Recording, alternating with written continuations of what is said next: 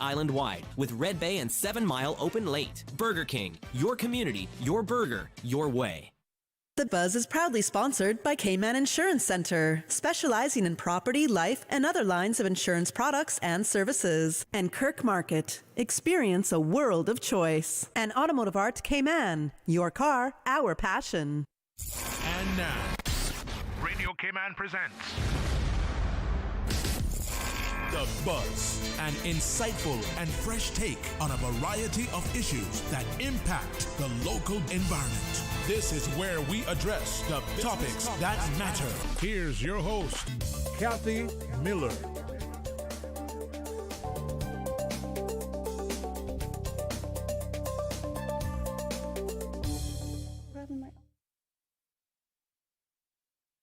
Good morning. Welcome to The Buzz. I'm your host, Kathy Miller, and we are having quite the talk this morning on The Buzz, and I'm kind of excited about it. And I don't know if you heard the guest just say, when are you getting married? So this is a big question. When am I? My mom would like to know that, along with several people in my family. Apparently the answer is never. Apparently that is my answer right now. So to answer one of my guests this morning, this is what my life is like so far. But this morning we're talking about marriage of conveniences. We are talking about sham marriages. So joining me so far in studio, I have Pastor LeBlanc from the West Bay Church of Christ, and I have Dr. Andrew Ebanks from the Agape Family Worship Center. Hopefully we will be joined shortly also by Dr. Steve McField, who's going to give us his legal perspective when it comes to marriage of conveniences or sham marriages. But we're just going to get right into the conversation this morning. So, gentlemen, good morning. Welcome to The Buzz, and thank you for joining me. How are you doing? Thank you so much for the invitation. That's good to have you. Yeah, it's good to be here. Thank you so much. All right. So, we're here to just talk about marriages, convenience, sham marriages. I didn't know that they were such a big deal. So, I guess when we come down to it, let's just get the definition of marriage. What marriage really means. And I know that I am talking to two men who are very involved in the church. So to me, there's also a certain biblical reference when it comes to marriage, or maybe that's our only really reference that we should be looking at. But anyways, when it comes to marriage is a definition. Tell us what it is. Sure.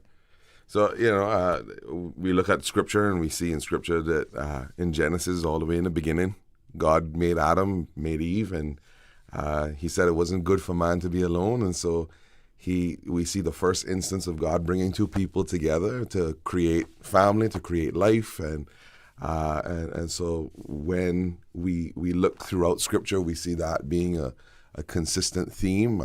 Historically, we see that being a consistent theme, and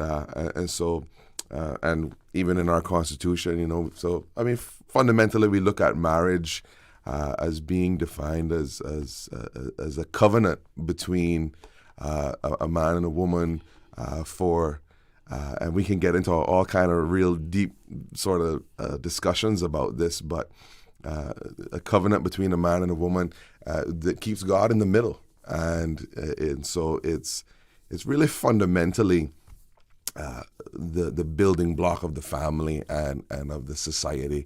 And it's this really beautiful union God has brought together to just be able to build that. All right. Pastor LeBlanc, would you like to add to that? Just to add to what Andrew shared, that when it comes to marriage, I want to stress on the covenant part. Yeah. It's a covenant between a man, a woman, and God. The terms or the parameters of that covenant has been predetermined by God. Who could enter into it, and the longevity of it, and therefore what's the function of each person in that covenant. And therefore we are basically any two persons who are wanting to get into that covenant. You are getting into this covenant understanding that you are getting into something that God created. You're not coming to change it. Mm-hmm. You are coming to function within the rules that are already predetermined by God. So when we look at marriage and we go ahead and we change certain things about marriage, we're changing what God has already set in place. Mm-hmm. And when we change what God has already set in place, it affects other areas of life. So therefore, marriage being a covenant, The word covenant means a courting. That's where they would take an animal and they would cut it in two. And the two persons who are going into the agreement, they would spread that piece of two pieces of flesh, and they would walk in the blood that would drip between the two pieces of flesh. And what they were simply saying is this, that this covenant that we're making, if any one of us break it, what happened to that animal will happen to us. Yeah. So therefore, there was a lot of weight on ensuring that you kept your side of the responsibility in the covenant. So persons in those days were not quick to break a covenant, Right. because of how serious it was seen.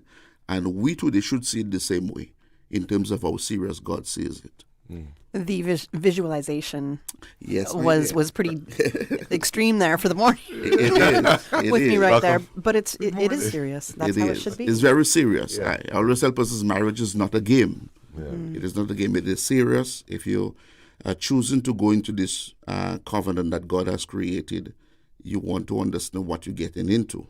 It's not a time to be playing with people's lives. And it's a time that you have to really take into consideration what you're getting into. Yeah. I look at marriage right now in this era of my life a lot differently than I did when I was a child. And I'm sure, maybe for the both of you, it could be the same, right? So can you reflect back on, I guess, your first kind of thoughts of marriage and how you might have seen marriage shift throughout the generations, almost the past few generations, what the idea of it has shifted to? Well, what I've seen personally, especially from my background, my upbringing, is that it was more where you had the culture of the people, what was passed on from one generation to the next. Though you had sprinkles of scripture or what the Bible says there, yet still persons would still go ahead and interject their way of thinking, their way of how it's supposed to be, what it's supposed to be, how it's supposed to be done. And, as I grew older, start to study for myself, read books, and I'm going to school, I realized that it is more than what we were making it out to be. Yeah. And it was a man's world. That has changed a lot. I think it still is a man's world. So I agree with you on that point. So it has changed a lot because men used to use that and take the upper hand, Right. To try to dictate what happens in that relationship, Right. Without giving the woman her God-given responsibility or right in that relationship. And for example, whenever we speak about submission, we always think about a woman. Yes. But it is equal, it's mutual submission in the book of Ephesians chapter 5. So when a man learns to submit to God's given responsibility to the woman, and the woman submits to the man's God-given responsibility in the relationship, you have mutual submission. Yes. So you submit to each other. I'm not doing it just because you say I must do it. I'm doing it because God says that's what I must do in the relationship. And so because of that, there's no looking down on the other party and thinking one is less than the other, or I'm the chief kahuna in this thing, so therefore it's my way or the highway. That doesn't exist when it comes to the picture of marriage that God has in place. Yeah. What about you, Dr. Ebanks, and the idea of what you thought marriage was from when you were a child to how it's shifted and what you see marriage as now? Yeah.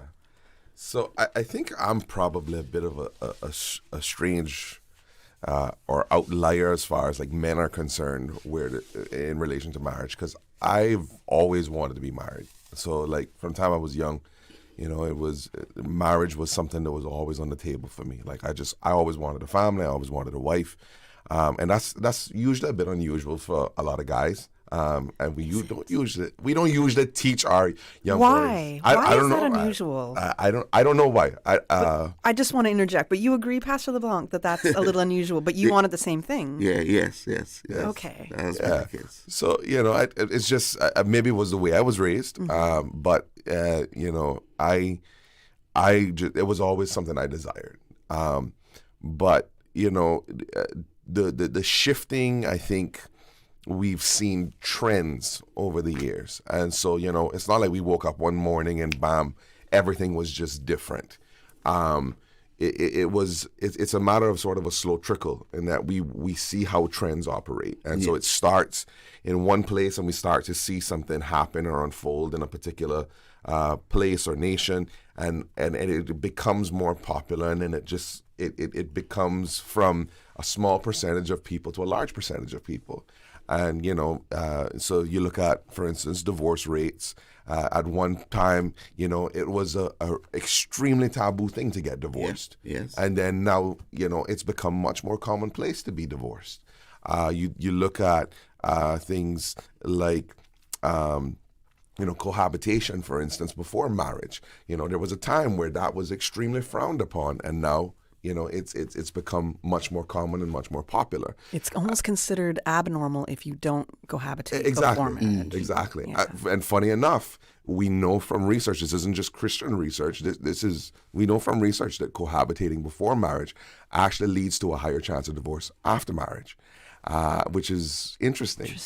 And so, we've seen it change, I think, as my brother has said, in relation to the way that people want to operate, not so much in the way, from a pastoral perspective, biblically, that it's defined or that it's intended to operate, but in the way that we as people have decided to live that out. And so, one of the big trends now is that people are waiting later to get married in life than they used to. Mm-hmm. They're waiting later to have kids than they used to. Yes. I don't think that's a bad thing. I actually saw, it was on social media, but I saw some stat pop up somewhere, and I didn't go and verify the stat, but it said something like between the ages of, I think it was 28 to 34 is the ideal time that's been found for marriage to happen, because during that little window of time, allegedly a lot less likely to divorce later on down the line. So it's, times were also a lot different from, now compared to 50 years ago, compared to 100 years ago. Yeah. So it would have been the norm to get married at 18 or 19 and then start having children from that very, very young age. The whole family dynamic was completely different. Yeah, absolutely. So in saying that, do you believe in those terms that I don't really like to hear them so much because of the division I think it creates, but there's the terms of a traditional marriage and a modern marriage. I guess that depends on what you mean by that. I guess it depends on the tradition. Mm-hmm.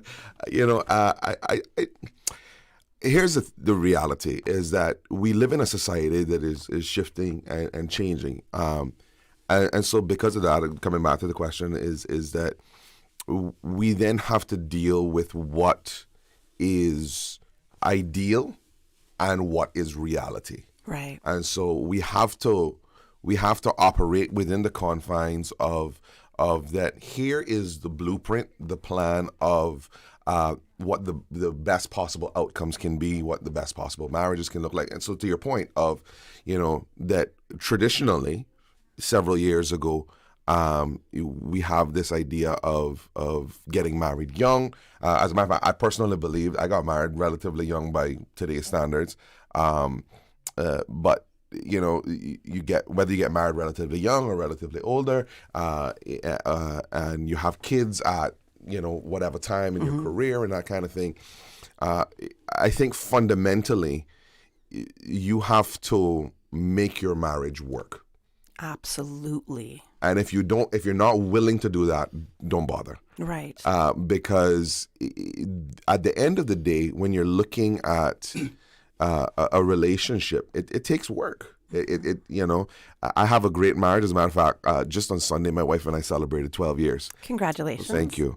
And I would say, not in a braggadocious way, but just between she and I think we have a fantastic relationship. I would brag about that all day long. Well, but what I mean is I'm not trying to rub it in anybody's face. I got you. I talk about her all the time. I love her. She's amazing. I love that. I love to hear that. I love the person out loud, and we don't see enough of that these days, in my opinion. And but the reality is that it takes work for it to be a good thing. And so, whether traditional or modern, I don't know. But what I know is that if you do it right, it can be an incredible blessing. And if you do it wrong, then it can be filled with a lot of hardship, a lot of heartbreak, and a lot of issues that you probably didn't want when you said I do in the first place. Gotcha. All right. We're going to get into the other reasons why people might marry. After the break, we got 2 more guests that are going to be joining us during this little break that we're going to take right now, but we're going to get more into the sham aspect of marriage. All right. Let's take that break right now. The Cayman Islands boasts of a long, colorful, and rich history. In tribute to our roots, Radio Cayman, the voice of the Cayman Islands, is pleased to bring you the Historical Vignette Series, brought to you by Rotary Central. For more than 110 years, Rotary members have used their passion, energy, and intelligence to take action on sustainable projects. The Cayman Islands, He hath founded it upon the seas. Spurgeon Andrew Ebanks, OBE, JP, 1914 through 1994. Spurgeon Ebanks served as headmaster in the government schools in North Side, Spot Bay in Cayman Brac, and West Bay from 1935 to 1946. He went to sea for a period of 6 years, returning home to manage his business in West Bay. He served as the sub-collector of taxes and customs for West Bay. He was a member of the Legislative Assembly, serving his district for 3 terms, in 1957 through 1959, 1963 through 1965, and in 1966 through 1968. He was the first Deputy President of the LA and chaired the Cayman Islands branch of the Parliamentary Association. He served on various boards, committees, and tribunals. He was appointed Justice of the Peace in 1961 and received his OBE in 1978. He was a member, elder, and treasurer of the West Bay, now John Gray Memorial Presbyterian Church. Mr. Ebanks was married twice, to Ina Nee Ebanks for 48 years and to Iola Nee Bodden for the last 8 years of his life. He had 4 daughters. He was a kind and considerate man, always willing to help those less fortunate than himself.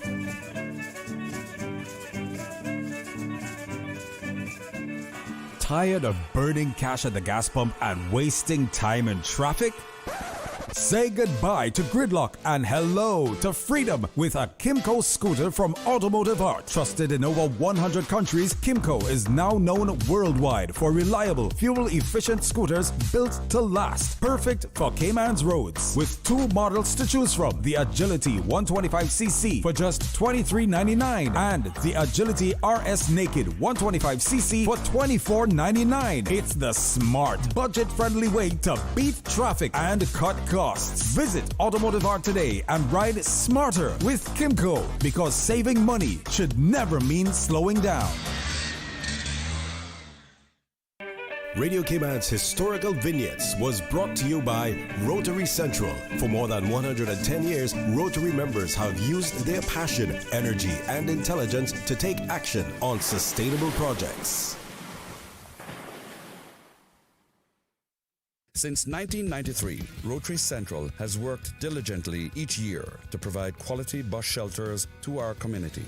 A traveling convenience to our school children, the elderly, young people going to work, guest workers, and visitors using the public bus. We, Rotary Central, help you, our advertisers, make it happen. Your marketing dollar travels a far way, positioning your message, your product, your services, your presence in over 83 bus shelters. Every dollar you spend, every advert you place helps to build another bus shelter, providing modest comfort for Cayman travelers. Reserve space now on the only billboard medium in the Cayman Islands. Email rotaryshelters@gmail.com. rotaryshelters@gmail.com. The Bus Shelters, a partner in community convenience. Another inspiration program by Rotary Central Cayman Islands. I'm Michael Webster. And I'm Denise Brown of Cayman Insurance Center. Family is not the most important thing, it's everything. We have worked with the community and their families on protecting themselves for the future. Whether it's providing top-rated life insurance or protecting your family's household investment. From our family to yours, we understand and we care. I'm Denise Brown. Call me at 814-7229. And I'm Michael Webster at 925-5433. We are Cayman Insurance Center, Specializing in property, life, and other lines of insurance products and services at an affordable rate. We are Michael and Denise at Cayman Insurance Center. Call today. Looking for fresh, healthy food that's full of flavor? Then you've got to visit Kirk Market. Our dishes are made with fresh, high-quality ingredients. Enjoy vibrant mixed greens or satisfying pasta salads. Or try one of our delicious grill options like blackened chicken, spicy beef steak, or grilled salmon. Looking for something light and flavorful? We've got sushi rolls and poke bowls prepared daily. And don't forget to explore a hot bar or Billy Fresh salad at the salad bar. Stop by Kirk Market today for breakfast, lunch, or dinner and taste the difference. Eat well, live well with Kirk Market. Get ready! Gamers Bay 9 is back and bigger than ever. On September 27th and 28th, dive into 2 epic days of esports battles, VR, cosplay, and meet your favorite streamers and content creators. All at the John Gray Gymnasium. Don't miss the ultimate gaming experience for fans of all ages. Tickets available now at gamersbayevent.com. Level up your weekend. Only at Gamers Bay 9. The Buzz with your host, Kathy Miller.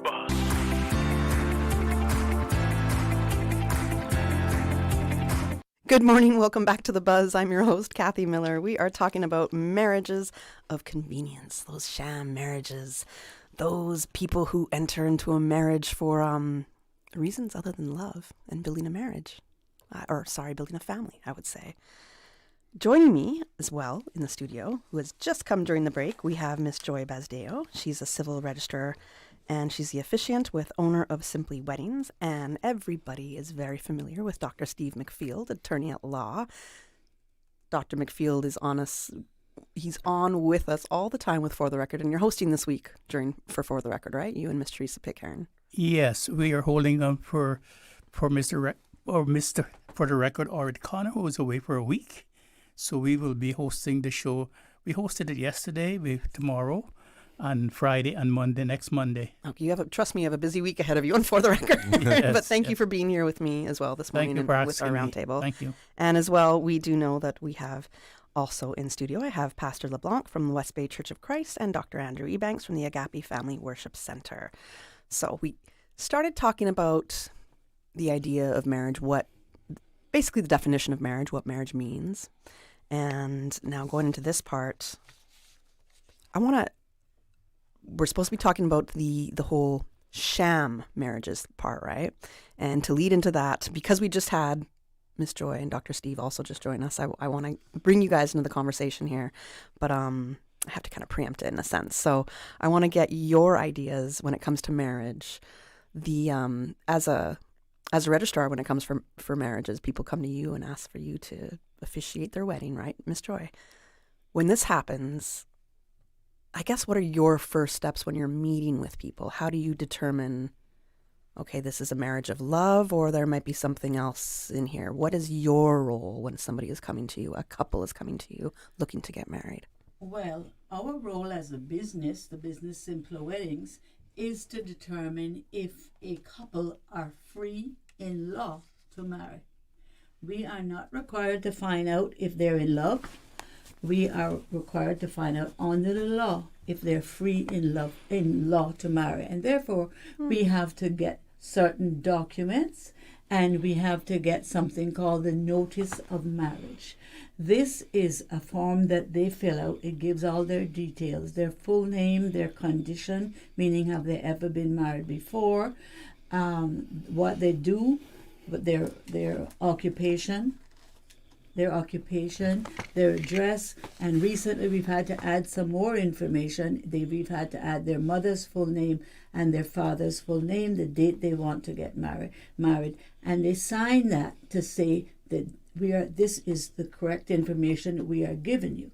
A little bit more than that, they have to then take that document to 2 people who are known to them for at least 2 years and who are not related to them.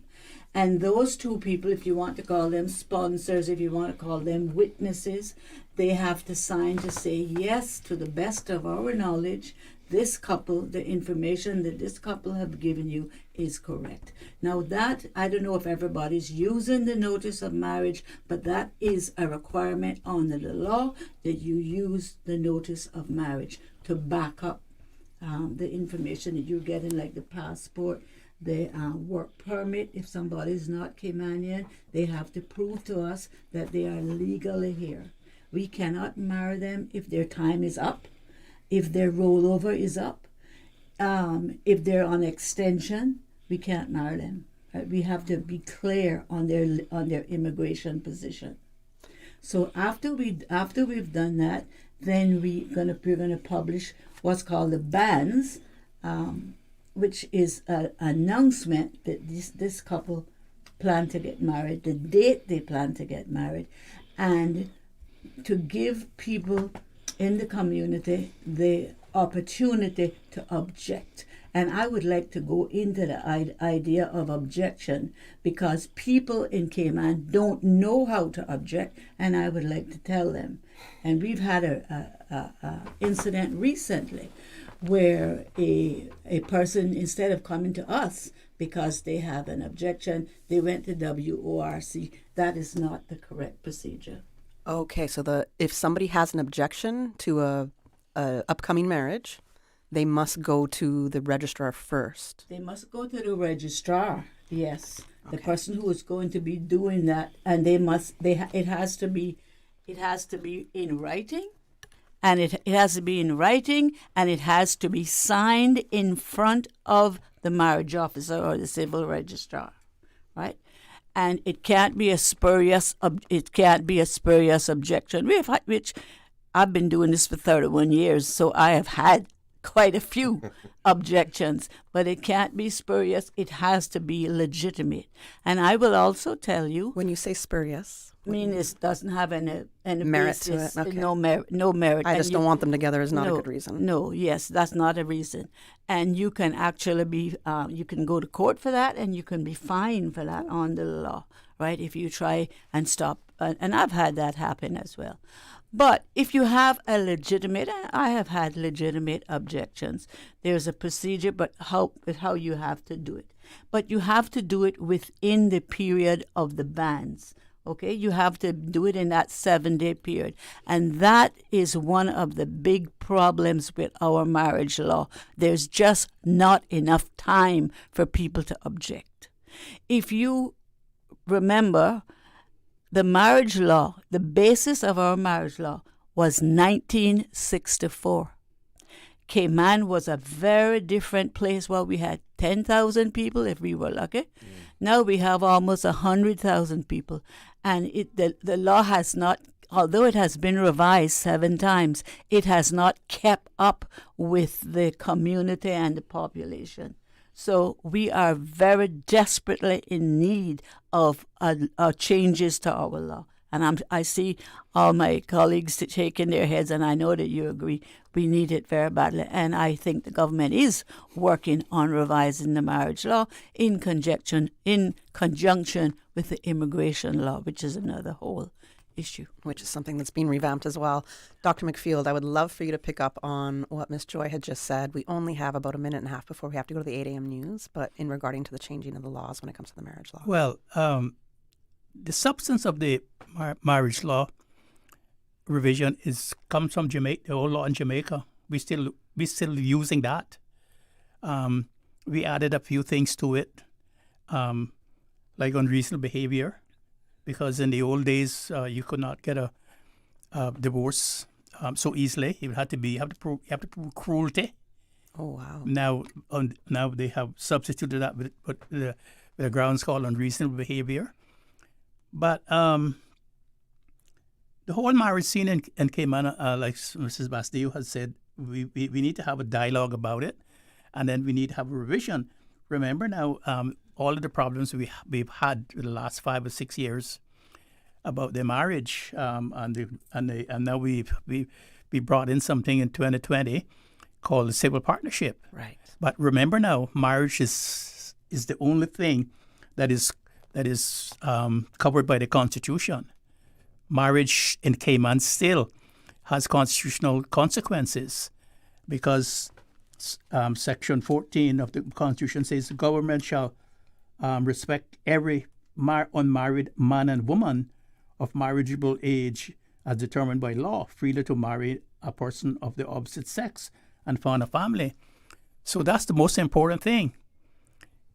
Marriage in Cayman means you can only marry a person of the opposite sex and found a family. It doesn't have protection. The civil partnership does not have the protection as the marriage has under the Constitution. And when you look at when you put the two together, they're similar, but the civil partnership does not have the significant legal protection, for instance, like under the succession law. Let's get into that in greater detail because I'd like to know what that big difference is. Why is there the point in that sense of having a civil partnership if it's not even protected under the Constitution? But we got to go to our 8 a.m. news break right now. We're going to return to all our listeners, 8:15. We're going to continue the discussion then. Thank you, Kathy. And studio time by Foster's is a minute after 8. When you're on the go, the experienced team at Foster's Pharmacy are here to help. Drop off your prescription while you shop or WhatsApp us and we'll prepare it, ready for your arrival. Whether you need prescription or over-the-counter medications, blood glucose testing, or advice on vitamins and supplements, we're here early in the morning to late at night. Both of our locations at our Cayman Bay and airport stores are open 7 a.m. to 9 p.m., Monday to Saturday. For more info, visit fosters.ky/pharmacy. Foster's Pharmacy. Better health because we care. Since 1976. Covering Grand Cayman, Low Cayman, Cayman Bright. One small step for man, one giant leap for mankind. Radio Cayman in the Cayman Islands. The 8 a.m. news is brought to you by ValueMed Pharmacy. Save time and order your prescription refills online at value-medpharmacy.com. VALU-medpharmacy.com. For today's biggest news. Radio Cayman, the voice of the Cayman Islands. With your latest news, I'm Karsley Fuller. Public safety upgrades for Cayman BRAC. The National Coalition for Caymanians Administration newly published 100 Days report outlines recent upgrades for Cayman BRAC under the Ministry of District Administration and Home Affairs. According to the report, the new government has signed contracts to start construction of 4 homes in Cayman BRAC through the Sister Islands Affordable Housing Development Cooperation. Also a contract to expand the national CCTV program in Cayman BRAC, quote, bolstering emergency response, crime prevention, and public safety coordination. Another Cayman BRAC initiative promoting inclusion and community readiness by enabling adult clients with special educational needs and disabilities at the Joy Marie Tibbetts Adult Training Center to earn personal care routine certification under their Towards Independence program, which was celebrated alongside the launch of the center's first summer program. You can find the full report online at gov.ky/strongstart. Cayman students excel in PE and digital media. The Caribbean Advanced Proficiency Exam is a post-secondary qualification offered by the Caribbean Examinations Council, designed for students who have completed at least 5 years of secondary education and want to further their studies. Caribbean Exams Council Director of Operations, Dr. Nicole Manning. For the Caribbean studies, we saw 100% of the candidates receiving acceptable grades, best in the last 3 years. The CAPE results did show a dip in the percentage of students getting acceptable grades to 62%, but digital media remains solid with 100% of Cayman students receiving acceptable grades. When I saw this one, I said to myself, Cayman must have pushed up this physical education and sport grades because you were not only consistent with the 100% overall performance, but look at those grade ones. 43% of the candidates receiving grade ones. That's excellent. Excellent. And that is consistent with what is happening for Unit 2. Unit 2 had 33% and Unit 1 had 43%. That's very, very good. So, Minister, I'm not sure what's happening with physical education and sport, but obviously something is going on there that you can look at. The Caribbean Examinations Council hosted its official release of results ceremony here in Cayman on Friday. And in other news, we are accepting donations for the Cayman Food Bank. Any and everything helps. Make a change with your change. Rotaract Grand Cayman's Shakira spotted with fellow do-gooders outside Kirk Supermarket over the weekend, asking shoppers to donate non-perishable goods, small or large. We are in hurricane season. People will depend on these goods at different times that you may not think will need these goods. So when the time comes for it, they will be there for them. And that's what we really count on. While the collection drive at the supermarket is over, the Rotaract Grand Cayman team says you can still help out by contacting Cayman Food Bank directly. Now with a check of international news, here's the BBC, which takes us out of the newscast. I'm Karsley Fuller. BBC News with Debbie Russ. President Zelensky says work is underway on security guarantees for Ukraine following Monday's meeting with President Trump. European leaders also took part, and Mr. Zelensky added talks between them would continue today. Meanwhile, Ukraine says Russia carried out a massive overnight attack on energy infrastructure in the central region of Poltava. The government indicated that oil refining and gas facilities had been hit. Flight attendants at Air Canada have ended their strike after reaching a tentative agreement with the airline.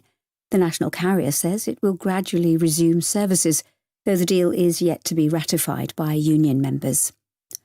Unnamed Israeli officials say the government is studying the Hamas response to a new Gaza ceasefire proposal. Palestinian media say at least 25 people have been killed in overnight Israeli airstrikes. The UN Human Rights Office has condemned Israel's National Security Minister, Itamar Ben-Gvir, for taunting and filming a prominent Palestinian prisoner while visiting him in his cell. It says such behaviour constituted an attack on Marwan Barghouti's dignity. The US Director of National Intelligence says Britain has withdrawn a controversial demand to access global Apple users' encrypted data in certain circumstances. The bid had sparked outrage from privacy campaigners. BBC News with Debbie Russ. The 8 a.m. News is brought to you by ValueMed Pharmacy. Save time and order your prescription refills online at value-medpharmacy.com. VALU-medpharmacy.com. Now, more than ever, supporting your immune system is crucial to helping your body fight off illnesses like the common cold, the flu, and COVID-19. At ValueMed Pharmacy on Walkers Road and in Buttontown, we carry all the essential vitamins and minerals to help support your immune system and improve your overall health. Some of our top immunity support picks are vitamin C, vitamin D, zinc, elderberry, and quercetin are the popular 7-in-1 immunity support. Our pharmacists are always on hand to help guide you and answer any questions. Visit ValueMed Pharmacy on Walkers Road or Buttontown. Live happy, live healthy with ValueMed Pharmacy.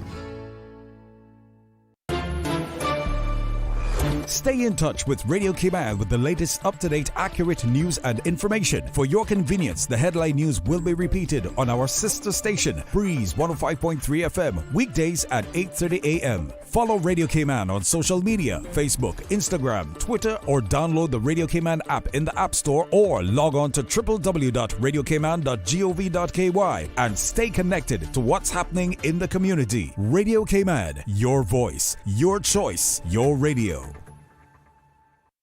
Tune in every Monday through Friday at 12 p.m. for Radio Cayman's Midday Newscast. Radio Cayman, the People's Station, your trusted official source for the latest news. The 12 p.m. news is proudly brought to you by Health City Cayman Islands. World-class healthcare within your reach. Hey man, it's time to move. Lace up those sneakers and join the Alzheimer's and Dementia Association of the Cayman Islands on Sunday, September 7th at Cayman Bay for the World Walks Against Dementia 2025 5K Run Walk. Be part of something big, a global movement spanning 61 countries, and the walk and run together to raise awareness and support for people living with dementia, their families, and caregivers. One day, one cause, one powerful step at a time. Register now at Race Caribbean or download the form at adacayman.ky. Adults are $25 and children 17 and under or $10. Let's walk for those who can't. Let's walk for change. Let's walk against dementia. ADACI. Together, we're making a difference.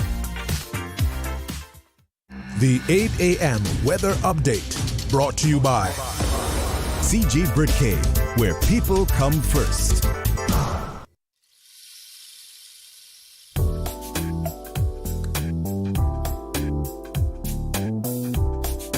Has a good morning. Let's take a look at the latest weather report. Current temperature is 85 degrees. Relative humidity is 81%. The barometric pressure 29.89 inches and rising. The wind is north-northwest at 3 knots. Overnight low was 82. Synopsis indicate residual moisture stuck across the northwest Caribbean will allow for some isolated showers at times through the next 24 hours as Hurricane Erin continues to move northwestward. Light westerly winds becoming occasionally variable will continue through the next few days as the pressure gradient remains weak in association with Hurricane Erin. The National Hurricane Center in Miami, Florida continues to issue advisories on Hurricane Erin, which at 7 this morning was located at 655 miles southwest of Bermuda. This system poses no immediate threat to the Cayman Islands. The Cayman Islands National Weather Service will continue to monitor for any further developments of this system. The forecast for today calling for partly sunny skies with a 20% chance of showers, and temperatures will rise to the low 90s with a heat index near 105 degrees Fahrenheit. Your winds will be westerly at 5 knots or less, becoming light and variable at times, and seas will be smooth with wave heights of less than 2 feet for today and tonight as well. The forecast for tonight is calling for partly cloudy skies with a 30% chance of showers. Temperatures falling to the low to mid 80s. Winds will be north to northwest at 5 knots or less, becoming light and variable at times. Low tide will be this afternoon at 12 minutes after 1. High tide again tonight at 7:54. The sun will set this evening at 6:49 and will rise tomorrow morning at 8 minutes after 6.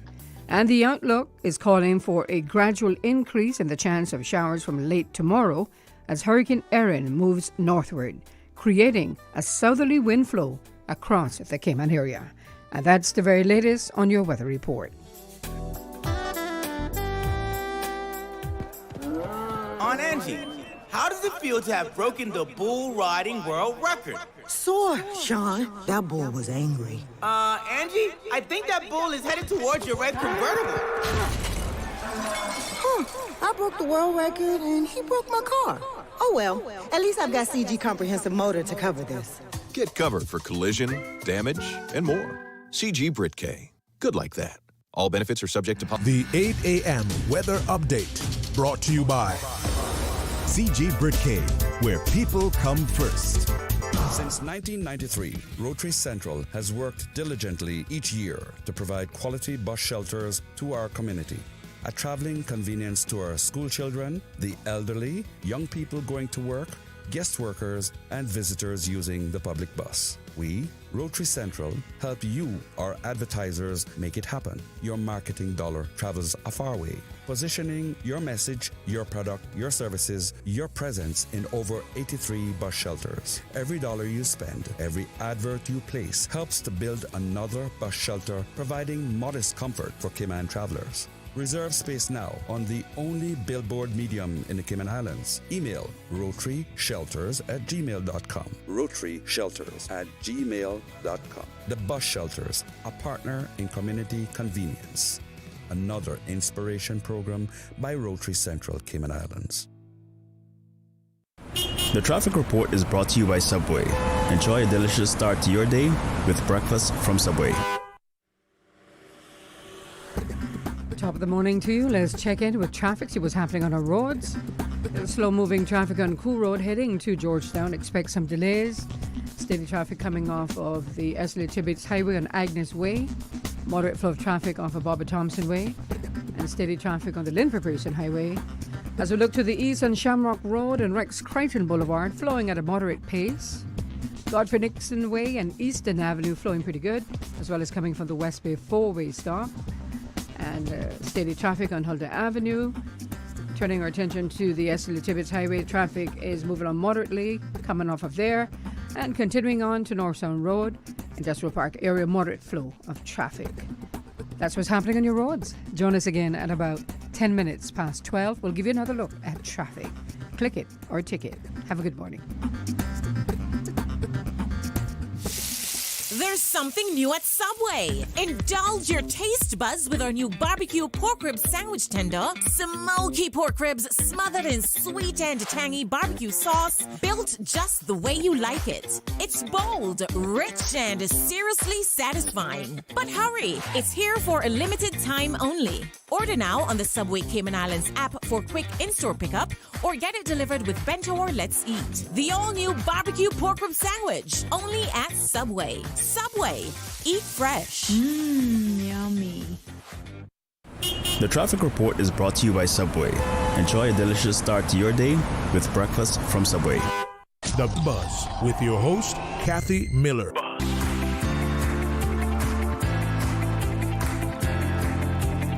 Welcome back to The Buzz. I'm your host, Kathy Miller, and we are talking about marriages in the Cayman Islands, and we're going to get into the sham marriages part in a couple minutes here. I have with me in studio, I have Pastor LeBlanc from the West Bay Church of Christ, Dr. Andrew Ebanks from the Agape Family Worship Center, Miss Joy Basdeo, Civil Registrar and Officiant and owner of Simply Weddings, and we have Dr. Steve McField, attorney at law, and also, I'm going to say for now, part-time co-host of For the Record, which we're used to hearing him on Radio Cayman as well. So now Dr. McField made some great comments about civil partnerships right before the break. And there's some nuances here in civil partnerships. So for me, I'm trying to understand, why would somebody enter a civil partnership as opposed to a marriage when that civil partnership wouldn't even be protected under the Constitution? What is the benefits of having a civil partnership? Well, I can tell you, Kathy, I don't have a lot of experience about marriage because I'm on my second marriage now. And I had a brother who was married 5 times. My youngest brother's married 5 different times. I don't think any of us want to be married a lot. But so don't worry about not the experience part. But I came into the experience about marriage when I was chairing the immigration, the permanent residency and status board. Mm-hmm. It came to us. Through family members, people would come to apply for permanent residence. They had just got married to a Caymanian a week or 2 weeks before, and they came and put in the paperwork, and they would come. And it became suspicious. The other red flags start to fly, and then we got a breakthrough. A sister of a mentally disturbed a girl came to and wrote us and told us that this person had married their sister, and that she was mentally challenged, and that even the family was not at the wedding. They didn't know anything about it, and so we called them in. Because the immigration law said we can do that. Mm-hmm. We can call people to ascertain whether the paperwork is authentic or not. We can question them. So we put them in different rooms and we called them in. And the woman the girl admitted that he had given her $500 to marry her. And that after the marriage, they went home and he was sleeping in the air conditioning room and she was sleeping outside on the couch in case some of the sisters came to the house in which they were living. So I started to lock down the doors, the gates into Cayman through marriage of convenience. We started to question everyone that came with us. Mm-hmm. I can call the names. I mean, Charles Watler and a guy called McLaughlin who was on the board. And then we got a visit from someone from the Attorney General's office who came and told us, listen, you have to stop hearing these applications for marriages and stop investigating marriages of convenience because it was a criminal offense, and that we would have to caution people before we ask them any questions and things like that and whatnot, and shut that down with us, shut it down. Mm-hmm. Well, of course, some of the people that we had brought in and asked them questions and refused their permanent residence on the grounds of marriage, went to their representatives, and I was removed. Me and the people who had locked the doors against the March of Convenience in Cayman. We were removed. It so happened that somebody else came and asked me if I would take the job as chairman of the Immigration Appeals Tribunal, and I took that. Mm-hmm. But the problem that we have in the islands is that the whole idea of civil partnership hasn't nothing to do about marriage. Marriage, as we know it traditionally, comes from the church. Mm-hmm. And it's a union between two people who fall in love and wants to have a family, raise a family. And it's an old church, it's an old religious tradition that thousands of years. That does not happen in mostly in the marriage of convenience that I experience. Now, just let me read to you what the civil partnership law says, how it tries to put civil partnership similar to marriage.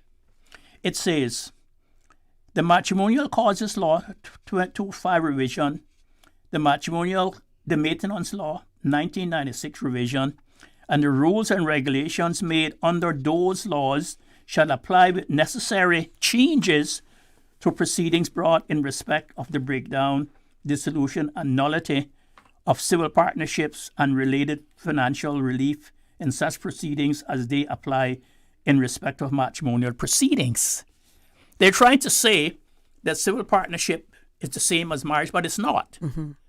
And I give you one instance. Now, although the Civil Partnership Law 2020 revision says that civil partnership is similar to marriage, there are so many different nuances. I don't want to go into all of them because it would take too long. But one of the main things about marriage, that what marriage does, when you get married, it brings into the law certain provisions about your property, especially when you die. Mm-hmm. Especially when you die. Now, when you in a marriage, the succession law says in a marriage, when you become deceased, and you leave a spouse, that the spouse gets half of the estate, and the other half is shared between the surviving children. If there's no spouse, it's shared between all the surviving children. If there's no children, then it goes to the mother and father. If there's no mother and father, it goes to the brothers and sisters. If there's no brothers and sisters, it goes to the aunts and uncles. If no aunts and uncles, then it goes to the grandparents, so forth. And if you have no family, it goes bona vacante to the crown. Mm-hmm. The civil partnership does not have those protections in it, in the provisions of as the succession law has. If you have property in the civil partnership and you die, is what the civil partnership says, what your will says in the civil partnership, or what relationships you have made in the civil partnership. Okay, so I just want to be very clear about this. If you are married and somebody dies in the marriage, yes. Let's say the wife spouse, dies, right? Spouse. Let's say she dies, passes away, automatically, even without a will or anything else, property would be... If she dies intestate, that's without a will, mm-hmm. Yes. Okay, thank you. Automatically, if the spouse does not leave a wife, it goes to the children. Right.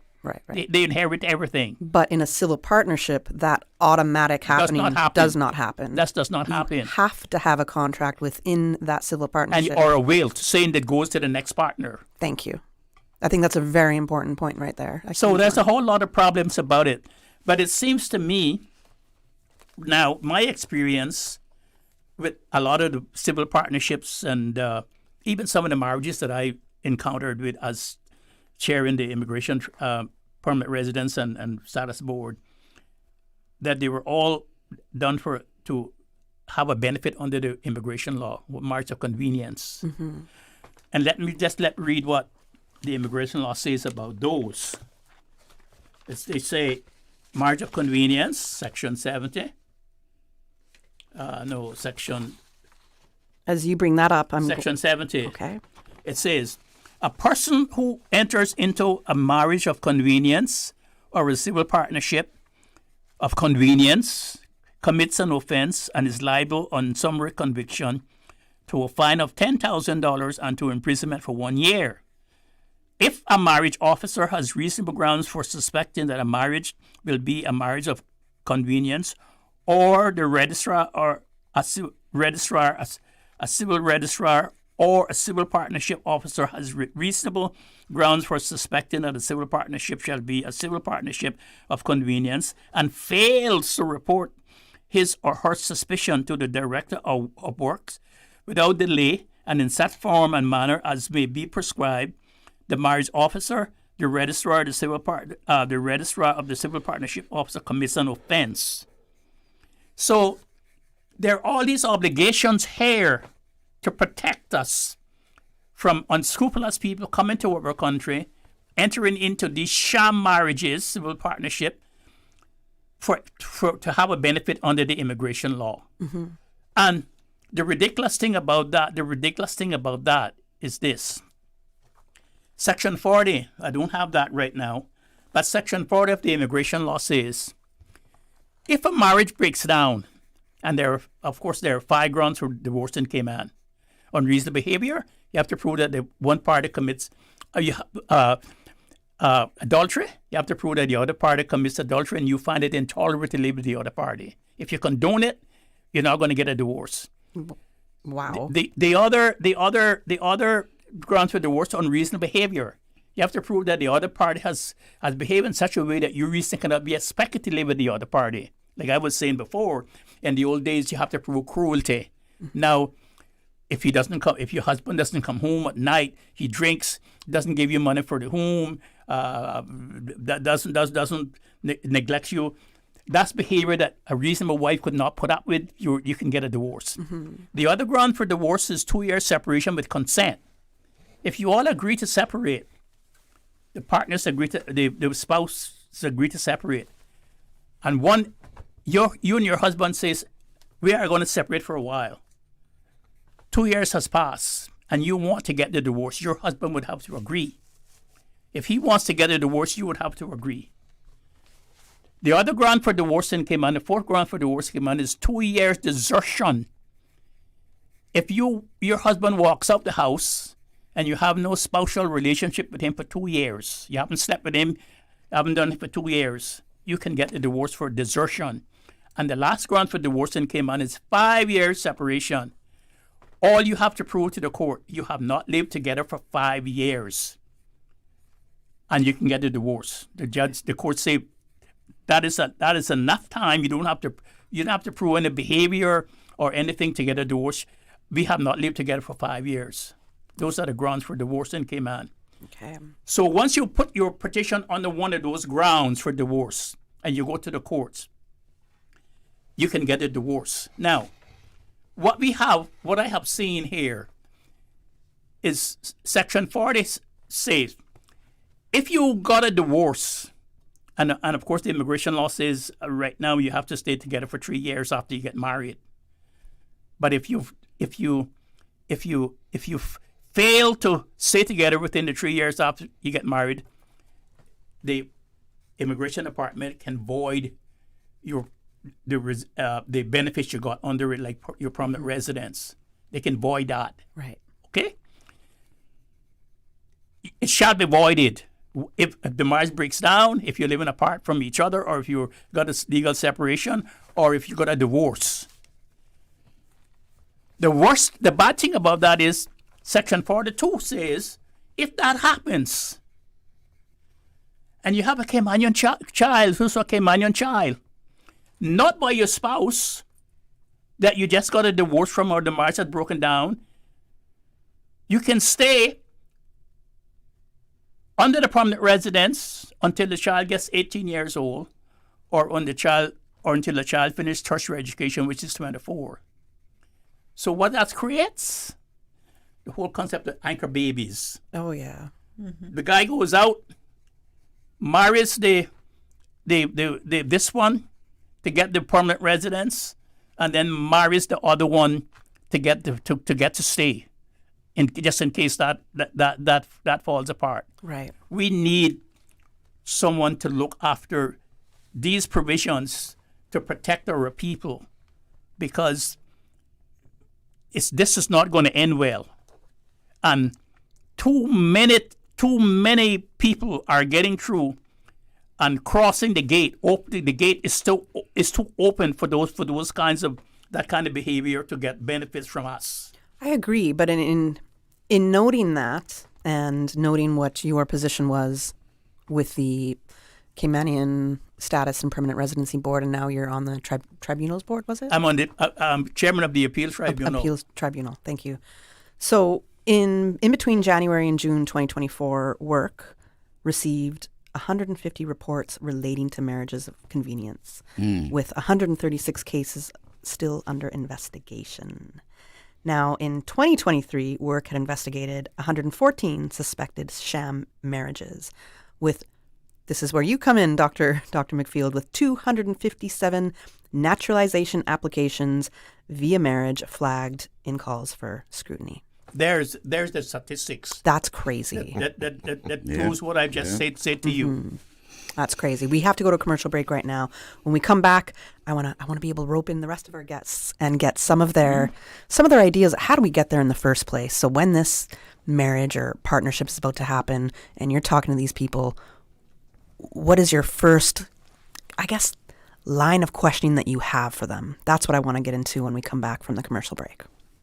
I'm Michael Webster. And I'm Denise Brown of Cayman Insurance Center. Family is not the most important thing, it's everything. We have worked with the community and their families on protecting themselves for the future. Whether it's providing top-rated life insurance or protecting your family's household investment. From our family to yours, we understand and we care. I'm Denise Brown. Call me at 814-7229. And I'm Michael Webster at 925-5433. We are Cayman Insurance Center, specializing in property, life, and other lines of insurance products and services at an affordable rate. We are Michael and Denise at Cayman Insurance Center. Call today. Looking for fresh, healthy food that's full of flavor? Then you've got to visit Kirk Market. Our dishes are made with fresh, high-quality ingredients. Enjoy vibrant mixed greens or satisfying pasta salads. Or try one of our delicious grill options like blackened chicken, spicy beef steak, or grilled salmon. Looking for something light and flavorful? We've got sushi rolls and poke bowls prepared daily. And don't forget to explore a hot bar or Billy Fresh salad at the salad bar. Stop by Kirk Market today for breakfast, lunch, or dinner and taste the difference. Eat well, live well with Kirk Market. Gamers Fame 9 is proudly presented by NetGeeks Media, Ministry of Social Development and Innovation, Ministry of Tourism, Ministry of Youth and Sports, Tech West, Enterprise Cayman, C3 Pure Fiber, UCCI, and Radio Cayman, supporting Cayman's gaming community, one pixel at a time. The Cayman Islands government has released the first 100 days report, available now at gov.ky/strong start. This Friday, 22nd of August, join us at Scott's Dock, Cayman Brac from 5:30 to 7:30 p.m. Ministers and parliamentary secretaries will share key achievements from the first 100 days in office and the work ahead to improve lives across our islands. Be informed, be part of the conversation. The Buzz with your host, Kathy Miller.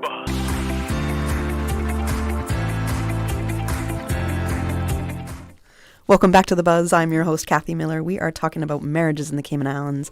We are getting to the sham marriages part. I have in studio with me, we have Pastor LeBlanc from the West Bay Church of Christ, Dr. Andrew Ebanks from the Agape Worship Center, Miss Joy Basdeo, Civil Registrar and Officiant and owner of Simply Weddings, and Dr. Steve McField, Attorney at Law.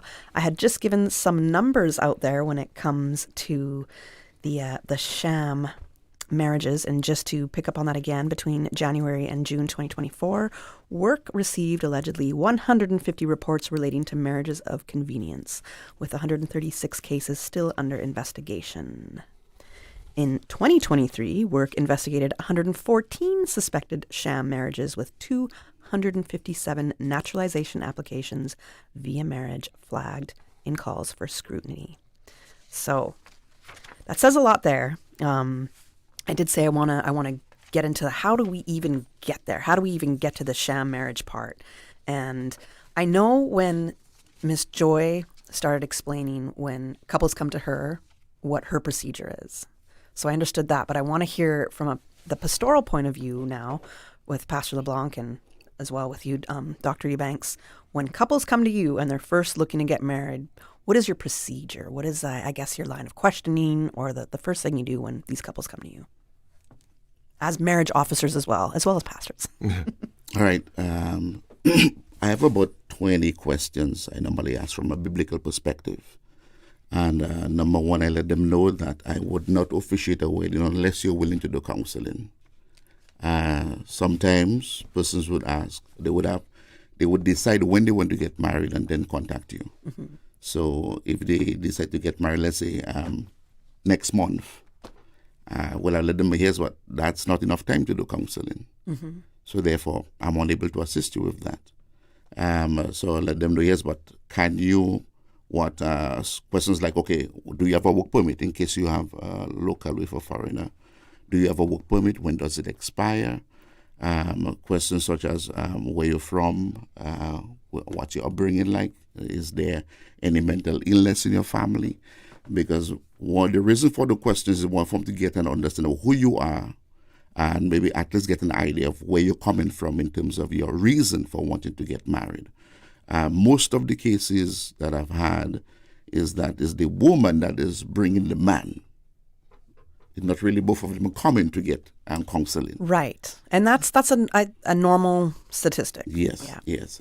So that normally happens without this consent. So I would ask them if you have ever been married before. I've had persons who beat around the bush, who don't want to provide those documents. And again, if you're unwilling to provide that, I cannot help you. Mm-hmm. And I've had persons who have offered me money to overlook the counseling and to just go ahead and get them married. And I cannot do that. I had one person curse me out in my office because I refused. At the end of the day, it's not only just me trying to help you to understand what is it that God has in store in terms of the covenant of marriage, but my conscience is at play as well. Mm-hmm. I do not want to encourage or facilitate a marriage where down the road I realize that you basically will not get married because you really wanted to do what God says where marriage is concerned. And therefore, I don't want that on my conscience. So therefore, I have the right to refuse anyone who comes to me. Mm-hmm. If I feel, based on your response to the questions, I would watch your body language from the time you enter my office, the way you answer the questions, the way you relate to one another. So therefore, if I suspect anything that is fishy, I would say, here's what, I'm unable to help you with this. I want to explain to them why is it that I feel that way. That would give them more opportunity to explain or to express based on what I shared with them. So about 20 questions on what love is. A lot of persons answer that question based on a feeling. Mm-hmm. And love is way more than a feeling. Mm-hmm. Talk about the butterflies. Tell them butterflies fly away when problems come. So it has to be strong. It has to be where you're able to have a foundation with that person, be able to spend time with that person. So to meet someone over 3 months, 5 months, 6 months, and to say you're going to get married, okay, what is it that you have done together that determines that? Mm-hmm. How does your family feel about that? Mm-hmm. Because you get into that relationship, you may not have in-laws, you might have outlaws. And therefore, you want to make sure you cover those questions. So these are some of the things that I do. Let them know, here's what, unless you're willing to do counseling, I cannot assist you. Okay. What about you, Dr. Ebanks? Yeah, I would say the process is pretty similar. The first thing I make clear is that you have to be willing to do premarital counseling. And that's usually met with a lot of hesitancy. As a matter of fact, that weeds out a lot of weddings. Yes, sir. I don't do that many weddings purposely. And it's funny because basically the moment I mention premarital counseling, that takes care of most of the cases of a lot of this stuff. Oh, the sham marriage. Yeah. and so that right there, because I'm in no rush. I mean, you might be in a rush, but I'm not in a rush. And my philosophy is the two most important decisions you'll ever make in your life is first, to give your life to the Lord Jesus Christ, and the second one is who you marry. And so, it's a very important step. And so I've never done a wedding without premarital counseling, and will never do a wedding without premarital counseling. And you asked 20 questions. I think I have 60. And it's funny, we've been using these for a long time. And they ask a lot of those same questions, It asks about, how does your family feel about this? It asks, have you been married before? Do you have children outside of this relationship that you're in now? Because all that comes into play. Of course. Because, one of the things that we've found, as we were discussing on the break, is you find sometimes people will adopt a child that's not their own just for the purpose of being able to get Cayman status or residency in order to be able to stay here. And how often does this happen? Is that a thing? That- I don't know, Dr. McField, if you can touch on that, but from your experience, especially being on the board, if you can speak on that, do you see that, basically adopting somebody else's child and claiming it as their own? Yeah, I don't see it. I don't see that too often now because I'm on the tribunal, and all of those things are below, on the boards below.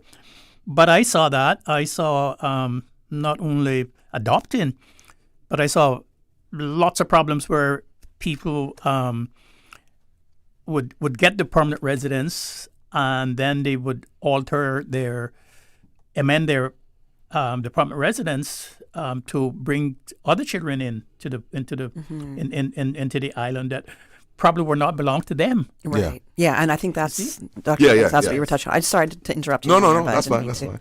So so we see all those kinds of cases, and so we and I love when Pastor LeBlanc said that we are not obligated to perform a marriage. So as marriage officers, yes, it's a civil duty that we have, sure, and we respect that. But if someone comes to us and they say we want to get married, we're not obligated to perform that marriage because they want to get married. Right. And so the first thing I make clear is just because we start this process doesn't mean we're going to finish this process. And so, and I've had that happen for numerous reasons, not just marriages of convenience, but I've had that happen for numerous reasons on multiple occasions where we start the process and maybe the couple decides they don't want to get married again, or whatever the case might be.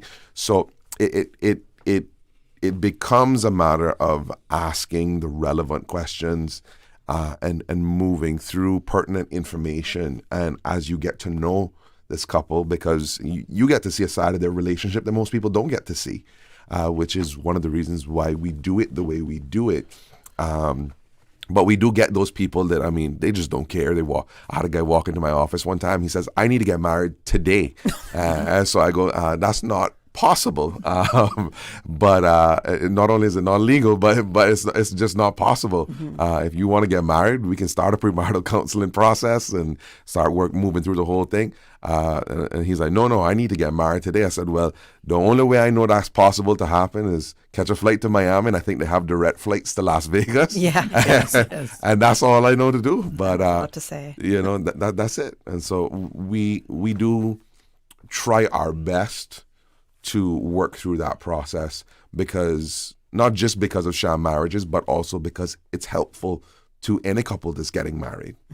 And the reason I asked your procedures to understand as marriage officers, but also from the pastoral perspective, is because it's different. So when compared to when Miss Joy said this is her procedure if somebody's coming to her to officiate a wedding, right? And I think one of the first things that you had said, Miss Joy, was it's not up to you to find out if they're in love. Kind of like that wasn't it's not your business in that sense. And that totally surprised me. So very big difference in amongst the three of you, your marriage officers, but the procedures and how you go about it is different. So in saying that, I understand that in 2022, Work hosted some workshops educating marriage officers on identifying marriages of civil partnerships or marriages of convenience. So there was kind of like a red flag checklist that was introduced to help marriage officers better detect and refuse suspicious applications. Is this something that you, the workshop, have you been a part of it? Do you find that this checklist has helped you? Does it need to be revised? Everything needs to be revised because of how much we have changed, you know. So I didn't actually go to that workshop. I think I listened to some of them. I didn't actually go to it. But what we really need is someone in charge of marriages. Right now, immigration is in charge of a bit. Registry is in charge of a bit. The deputy governor's office is in charge of a bit. But we have no marriage bureau. We have nobody in charge of marriage officers. They don't have to have any training. Who knows whether new marriage officers even get a copy of the law? Right? That is it. It is really, really urgent that we look at the marriage law, not only revising the marriage law, but also revising the process of what happened and having training for marriage officers. Because we have more than 90 marriage officers in this country. That's a lot. It's a lot, and they're not per se regulated. It is. No, they're not regulated. It is. We're self-regulated. Yeah. No, that's true. I can see Dr. McField. In some countries, if you're not a citizen of that country, you have to get a permit to get married in that country, and to get married to someone from that country too. Now, it's very interesting how the marriage officers work and how they try to ascertain whether a marriage is a genuine marriage or not. We are different. We have to go by the law in which we have to interpret, because remember now, the Immigration Transition Law says that we are providing administrative relief and interpreting the law, but it's really a quasi judicial review that we are doing, because when we say, okay, you have not complied with this law, we are like judges. We are interpreting the law. So we have to abide by what the cabinet says. And the law says the cabinet may issue policy directions to the boards and the Immigration Appeals Tribunal for their guidance in the exercise of their respective powers, duties, and functions under this act. And it shall be the duty of the board and the Immigration Tribunal to put into effect and to carry out such duties. And it goes on to say, the boards, the Immigration Appeals Tribunal, and Director of Works, any officer, constable, or other person lawfully acting in exercise of this act may put any question to any person, being a question reasonable required in connection with the proper discharge of its or the person's functions under this act, require any person to produce for inspection any license, certificate, payroll, and other documents relating to gainful employment, permit work, permit identification card, or other document, blah, blah, blah. So we, under the law, we have the right to inquire into marriage of convenience. Like I said before, I don't know what has happened since I left the board down below, but we were visited by an officer from the Attorney General's Department says, stop investigating those marriages, stop processing those applications until you get further direction from us. And we had to stop because that seems like some interference, or maybe it's not interference. Maybe they have the power to do that. I don't know. You can tell me. You know more than me on that subject. I don't know. The Constitution says that the Attorney General is the advisor to the government. Okay. So if he's advisor to the government and he's advising us. Gotcha. I'm reading between the lines there. I understand. What can we do? Yeah. I don't know what's happening, but we got to go to a break right now, Dr. McField. When we come back, we're going to pick up on that. And I have a question for you from one of our listeners as well. Looking for fresh, healthy food that's full of flavor? then you've got to visit Kirk Market. Our dishes are made with fresh, high-quality ingredients. Enjoy vibrant mixed greens or satisfying pasta salads. Or try one of our delicious grill options like blackened chicken, spicy beef steak, or grilled salmon. Looking for something light and flavorful? We've got sushi rolls and poke bowls prepared daily. And don't forget to explore a hot bar or Billy Fresh salad at the salad bar. Stop by Kirk Market today for breakfast, lunch, or dinner and taste the difference. Eat well, live well with Kirk Market.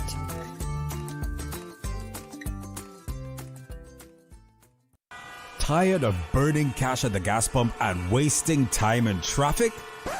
Say goodbye to gridlock and hello to freedom with a Kimco scooter from Automotive Art. Trusted in over 100 countries, Kimco is now known worldwide for reliable, fuel-efficient scooters built to last. Perfect for Cayman's roads. With 2 models to choose from, the Agility 125cc for just $23.99 and the Agility RS Naked 125cc for $24.99. It's the smart, budget-friendly way to beat traffic and cut costs.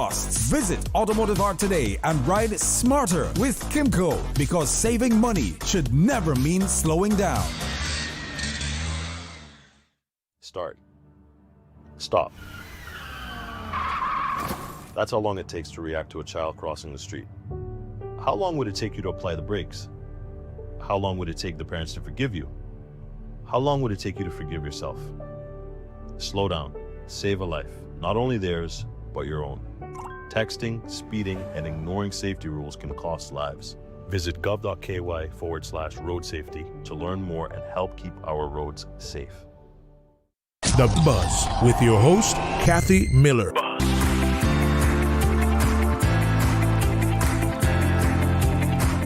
Signed by the employer. Welcome back to The Buzz. I'm your host, Kathy Miller. You know we'd be having our own conversations during the commercial break, right? That's when all the other information comes out that we have to figure out how can we put this over the airwaves in a more acceptable manner for all ears, right? A more digestible manner sometimes. So we are talking about marriages of convenience, and I have in studio with me Pastor LeBlanc from West Bay Church of Christ, Dr. Andrew Ebanks from the Agape Family Worship Center, Miss Joy Basdeo, Civil Registrar and Officiant and owner of Simply Weddings, and we have Dr. Steve McField, attorney at law. Dr. McField, I said that we did have a question from one of our listeners, so I'm going to read this to you somewhat verbatim. If Caymanian married couples separate and the wife lives with another man for over 7 years but never got divorced, and the husband dies, is the wife that has been living with another man is able to get the husband's, the one that passed, his government pension? Yes, because she's still the wife. There's no divorce. There's no legal separation between them. The fact that you have allowed that to happen for 7 years and you have not done anything about that, right. you have left your estate in shambles. Right. So she's still the lawful wife, and she would be entitled to the pension because they never attempted to get a divorce. Yes. Okay. All right. There's that. There's another question. Can a marriage officer refuse to do civil partnership weddings? Legally, marriage officers are different from I don't remember what they call them. Ms. Basdeo might remember. Registrars. Mm-hmm. So civil registrars are different from marriage officers, and so we're not the same thing. Oh, what is the difference here? Marriage officers can only do marriages, and civil registrars can only do civil partnerships. No, we can do both. Oh, but yeah, because a civil registrar is also an ex officio marriage officer. But we can do both marriages and civil partnerships. If you have, in other words, you have to be licensed to do both things. Okay. Yeah. So can you refuse to do a civil partnership wedding? Well, I do. You do refuse them? So I can. What are the grounds of refusal for you? Well, they're not free. They're not free under the law to get into that marriage contract. Mm. Oh, and you get all kind of different things. Okay. Mm-hmm. So there is some changes in immigration that we had spoke about, right? we kind of touched on a little bit the immigration law that's happening, and which is also going to affect marriage, right? So right now you can get, I think it's, and you might be able to help me with this, a permanent residency sort of certificate, a PTC, I think it's called. I might be getting it wrong exactly, Dr. McField, but if you're married for 1 year, you can get some sort of a residency certificate. RERC. Okay. After 1 year. Well, I thought back in the day it used to be after 7, so maybe that changed. But now they're looking at it. Once you're married now, you can rush down and bring all find the affidavits and say that and you can change your work permit because married to a person who's of Caymanian status or a permanent residence. One permanent residence can marry to another permanent residence and get permanent residence from that person. Right. So you don't have to wait a year to do that. Oh, what? You can get married today, and then week after next, you come down and change that into a permanent residence because you're now married to a Caymanian. So when we're looking at these changes, you're married to a person who's a permanent residence or people have status. A status holder. Mm-hmm. So the proposed changes. But in order to ground the status, you have to remain married for 3 years. Okay. Under the new law, before there was 10, now it's 3. Well, now under another proposed change coming to the immigration law, it's going to be 22 years. It could be 22 years, right? So how do we feel about those changes? Do you think it'll also kind of hinder people from trying to engage in sham marriages? It might add a hindrance to it, but I don't think it'll stop people from trying to do it, for sure. I think intent comes from the heart, and so when you have people that's their intent, that's just what they've decided to do. And so if they have to life for 22 years in order to get what they got to get, they'll do that. I mean, we've seen that with what it is now, and we've seen people who were married for 25 years and get a divorce over this person completely changing, and when they change, they come out and they say, well, listen, I never loved you, and I never really wanted to be with you, and et cetera, I only married you because, and it's an unfortunate situation, but it is the reality of what we see happening and what we see unfold. But I do think it, that's a long time out of your life to dedicate to something like that, and so I do think we will see some maybe reduction in that just because of the length of time that it would require from people. But you're still going to have people that try. And if marriage is supposed to be, the basis, love is the basis really for marriage, then you're planning to be married to that person for the rest of your life. So the 22 years really shouldn't matter to you. Yeah. I would think, yes. in a perfect world. My wife is actually from the U.S. She's from Florida. So as Dr. McField was just talking about, we got married and we literally moved back to Cayman because we got married in the States. We moved back to Cayman September 1st, coming back from our honeymoon. We basically immediately applied for her to get her permanent residency as a spouse of a Caymanian. But she only recently applied for her Cayman status and just got, so she's Caymanian now. Mm-hmm. But I mean, we've been married for 12 years and she only just decided to do that. Not because she didn't care, but because of the fact that, we're married, we don't have any intention of separating. So whether she's a permanent resident or a Caymanian, she's just happy to be here and be with me and be with our family. So, I agree with that sentiment that if you're married and you intend to be here, and as a matter of fact, I know a lot of couples who they're married to a Caymanian and they've been married for 20, 30 plus years. Mm-hmm. And you've got one who's a Caymanian spouse and the other still has permanent residency, and they don't feel the need to apply for Cayman status, even though they've lived here their whole life and or their whole marriage and don't intend to move. It's interesting. I know a few couples that are like that for sure. Yeah. It's interesting. I think if there's any possibility of people finding a loophole in the marriage law, they are going to find it. Absolutely. So we have to do something which is much more effective, and I think that is going to be a marriage visa. They have it in the UK, they have it in the USA as a finance visa, and we need it desperately. If somebody is not Caymanian, if they come into the island, they're on a temporary work permit, they're on an extension, or they're just flying in for the weekend, they must have a visitor visa in order to get married to a Caymanian. So how does the visa work? Because this is the first time I'm hearing of a marriage visa, and I think that was also brought up in a break. In America, for instance, if an American goes to Europe and finds a girlfriend, the girlfriend can come to the States on a marriage visa that is for a period of time to get the wedding arrangements, the marriage arrangements finished. And once she get married, then she moves from that into something else. Okay. But the visa only gives you the right to remain in the States because you intend to get married to this particular person. But the thing about the marriage visa is that there has to be an investigation into your background. I mean, we could be having any kind of criminals come into this country and get married. And we're having it. The police tell me that. We're having it because there's nobody doing any kind of background checks. Yeah. The world has changed. We have got to change. Yeah. Interesting enough, when my wife and I got married again, this was 12 years ago, so the process could be different. We didn't go and when we do weddings, you stand before your officiant, and then they sign the documents in front of you, and then you go and then you submit those documents to the government, and then the government processes it, and et cetera, et cetera.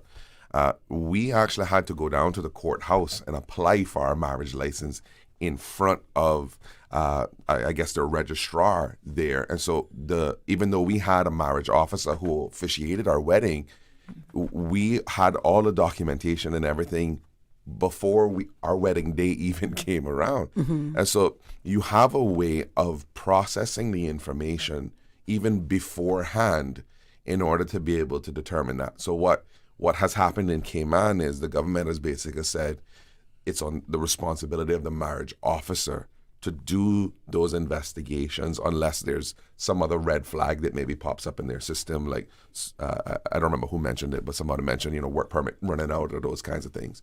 So the intention, I think, is that as marriage officers, we work hand in hand with the government to try and decipher and determine, are these people getting married for legitimate reasons? I also think that's a really big responsibility to put on the marriage officer to investigate whether that marriage is a sham or not. Because, Ms. Joy, I know when you said when the complaints come in, people are doing it wrong because they're going to work and they're supposed to be going to the marriage officer. So I think there's a procedure there that people just don't know what to do. Going back to what I was saying, we need to have one central place, maybe a marriage bureau that is responsible for these laws and that the marriage officers are answerable to, and we don't have it. Right. We got to go to the 9 a.m. headline news now. When we come back, we're going to pick up on these topics. From Radio Cayman's newsroom, this is Headlines. Local, regional, international news. The headline news is brought to you by Kirk Market and Health Services Authority. The Ministry of Education and Training is gearing up for the start of the new academic year. On Monday, newly appointed educators and staff attended their human resources orientation, joined by school principals, the ministry's HR team, and representatives from the Department of Education Services. The session provided an opportunity for new staff to meet their colleagues, hear from ministry and department leadership, and get, quote, valuable insights into the education landscape of the Cayman Islands. In international news, Donald Trump has ruled out sending U.S. troops to Ukraine as part of security guarantees if a peace deal is reached.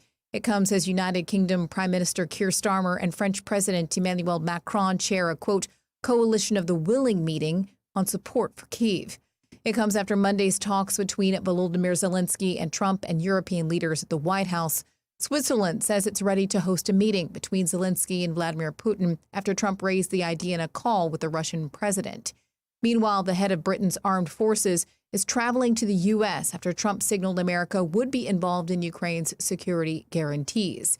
In Kyiv, one resident has hoped after the talks, but says, quote, I'm not sure I trust Putin, while another says it's, quote, very painful to watch this all happening. Those are your headlines. I'm Karsley Fuller. More news available at www.radiocayman.gov.ky. Check out our social media pages: Facebook, YouTube, X, formerly Twitter, Radio Cayman Headline News.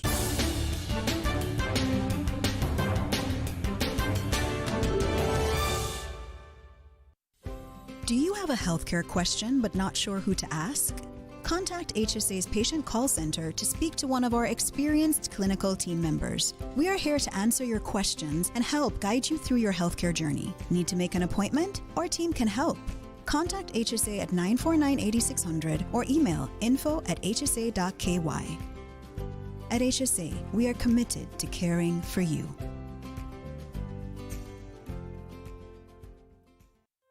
Looking for fresh, healthy food that's full of flavor? Then you've got to visit Kirk Market. Our dishes are made with fresh, high-quality ingredients. Enjoy vibrant mixed greens or satisfying pasta salads. Or try one of our delicious grill options like blackened chicken, spicy beef steak, or grilled salmon.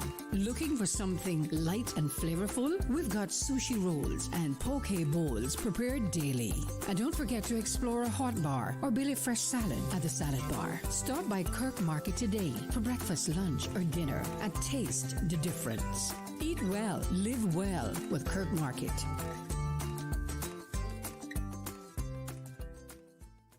The Buzz with your host, Kathy Miller.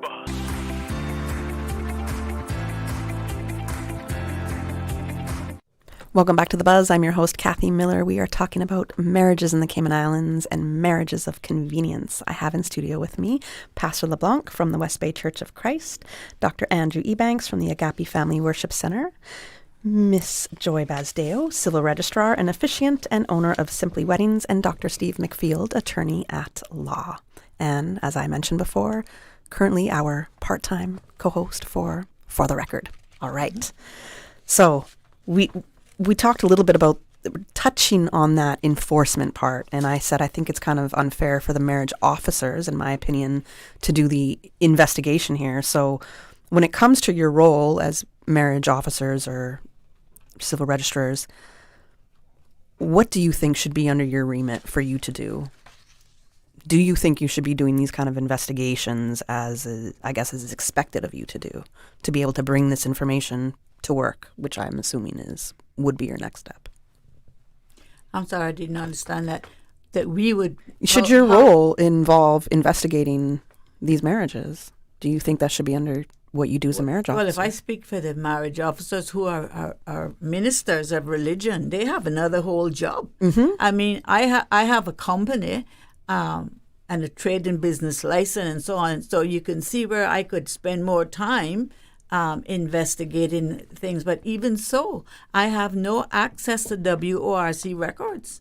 I can't tell if somebody has a criminal record, for example.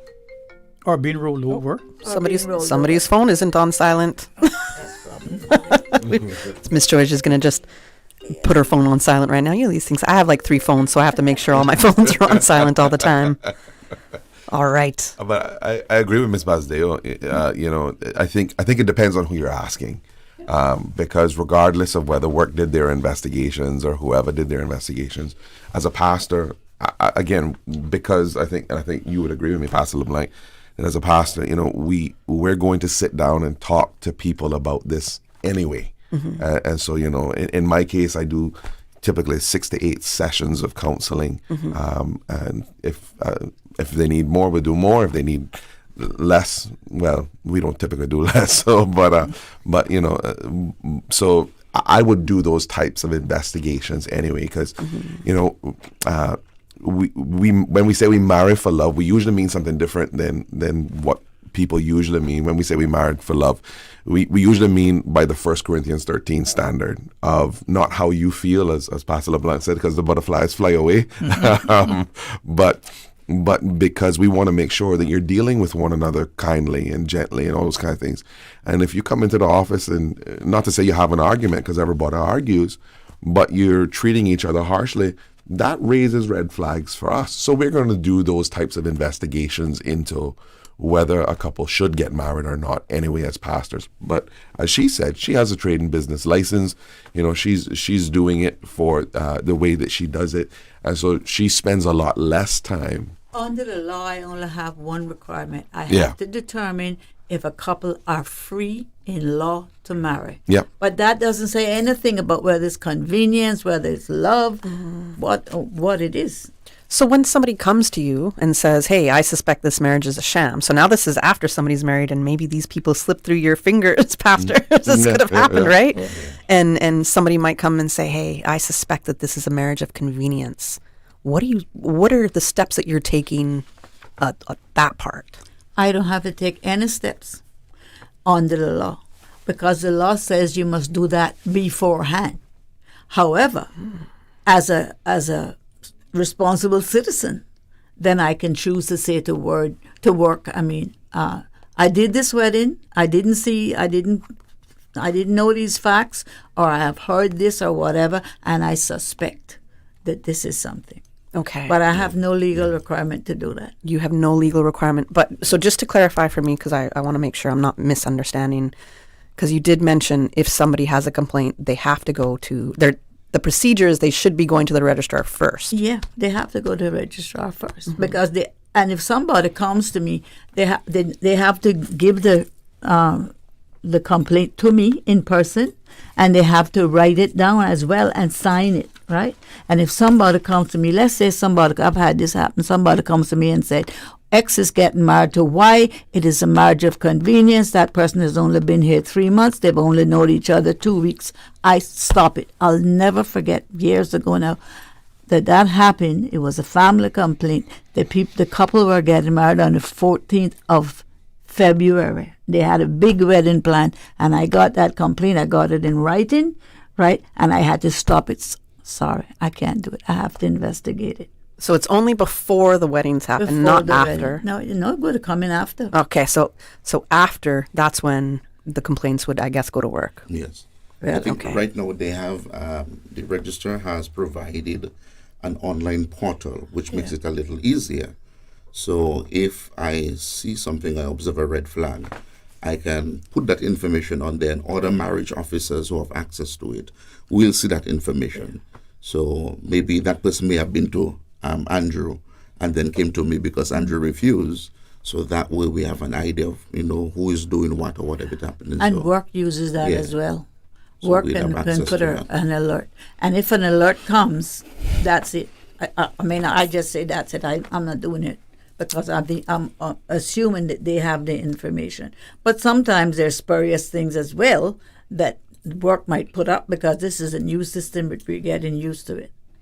Yeah, that's important. Work does send us emails from time to time and those kind of things to alert us of a suspicious case, and so they do alert us sometimes. Yeah, that's so interesting to me because I guess these alerts, it could be very surface level, it could be very deep. Yes. Right, and so that's a very hard thing to investigate. Yeah. And how do you investigate something that's so private and delicate of a matter like marriage? That's a hard thing to, I think, Very pinpoint. difficult. Yeah, it's very, very difficult. And be gentle about it at the same time and respect, just respect people's business, per se. Sure. Because, as Steve was saying, people have the right under the Constitution to be married. Right. Okay, so out of the stats that I gave earlier, so for example, I said January to June 2024, there was 150 cases of sham marriages being investigated by work. From your knowledge, all these years here of marrying people in the Cayman Islands, as an attorney at law, Dr. McField, has anybody been prosecuted under marriages of convenience? I haven't seen any in the courts. I haven't seen any for marriage convenience. Like you said, all of those cases that you all of the statistics that you just mentioned, I am sure if there had been any prosecutions, they would have been in the newspaper or would have been in the media, suggesting that that action was being taken or have been taken. I haven't seen any. I don't know if there have been any action by refusing the benefits that they have received by a sham marriage. That's a different thing, because that seems to be the only relief that we have in relation to those cases, but I haven't seen any criminal prosecution, because remember now it's a criminal offense. But I haven't seen any criminal prosecution. But I know there has been revocations in the through the immigration proceedings for people who got benefits by entering marriages with the conveniences. But I have not seen any prosecutions. That's a different thing. It would be interesting to ask the relevant department how many prosecutions they have brought between since 2020, 2025, and now. I haven't seen any. I haven't been any. And I don't go to court much anymore. I don't like to go to court much anymore now, because there are certain things that I don't agree with. But I haven't read about any. Any prosecutions for marriages of convenience. From your very professional experience, and as marriage officers that have to marry these people and also investigate possible marriages of convenience, do you think there should be different enforcement around this, or that we're not enforcing these laws strong enough? Because what you allow is what you encourage, right? Mm-hmm. Mm-hmm. And there's some laws in the Cayman Islands that are there, and I'm going to give a very good one for Radio Cayman, for example. There's a law that you cannot advertise alcohol over the airwaves. You cannot broadcast alcohol advertising. We are the only radio station that adheres to that law, because we're going to follow the law as a government station. Mm-hmm. Example, nobody else follows the law. But it's up to the police to decide, okay, are we going to go, that's such a minor thing, this is minor, we don't really care about it. So the law is almost kind of forgotten about in that sense, and everybody gets away with it, except for us. So you see the parallel that I'm making here. Mm-hmm. Mm-hmm. That's where, in the future, and on certain occasions where the civil society breaks down, and then you get a society that you need army, police, prisons, and all those things, which we cannot afford to the expense to run them. This is what happens when you let the little laws go. We see it on the roads every day. Yeah. Yes. You're right. You see the roads every day where you don't. Oh, it's just a little speed. It's just 5 miles over the speed limit. You're overtaking on the solid white lines.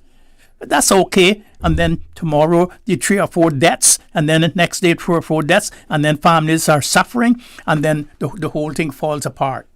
That is what happens in a society when there is no law enforcement. And let me tell you, nearly everything in Cayman we have laws about. We do not have to go and reinvent the wheel. Mm-hmm. Only if we had enforcement. Yeah. Agreed. Yes. Yeah. And information for not only the people, but for the marriage officers, because people just don't know the laws. Mm. Yeah. I think it's important that, as Dr. McField just said, we have all these laws. We need to enforce them. I mean, we see it. We all can think of laws more than just that are just completely ignored.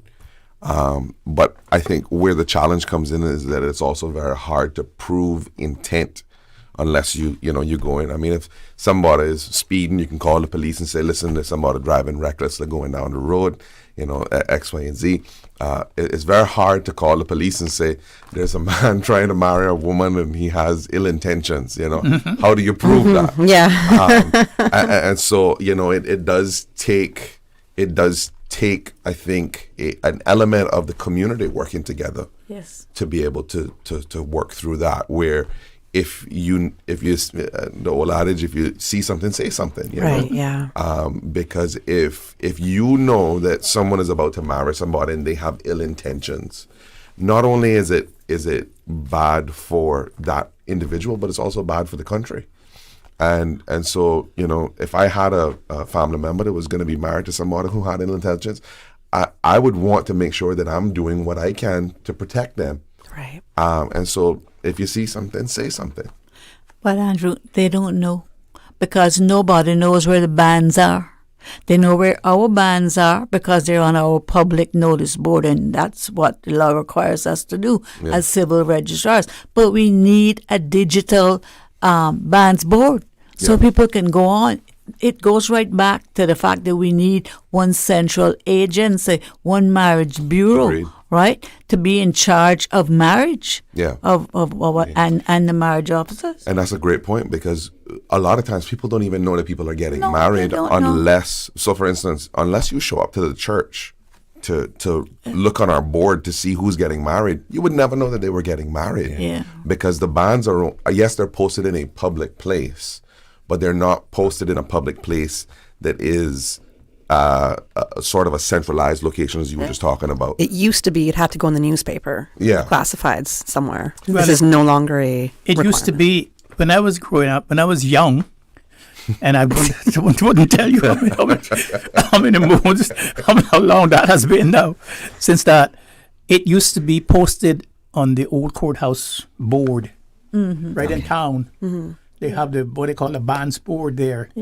And if you want to know, you go down there to the courthouse in front of the wharf, in front of the Hawkesbury Bay, where the old museum is now. There's a big board there. I have pictures of the old.